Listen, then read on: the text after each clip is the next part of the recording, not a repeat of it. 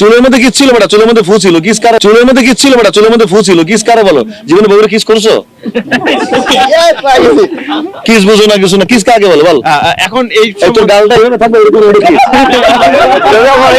আর এটা কিস, ফু ফু।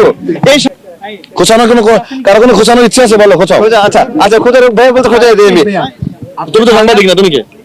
সাধারণ মানুষ। না দেখো না, তুমি চেষ্টা করবো আলাদা।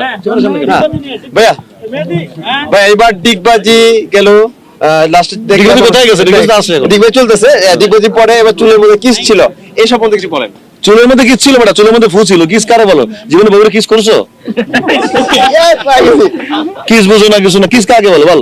এখন এই তোর গালটা এখানে থাকবে, এরকম এটা কিস। আর এটা কিস, ফু ফু। এই চুলটা ভালো ফু দিছি।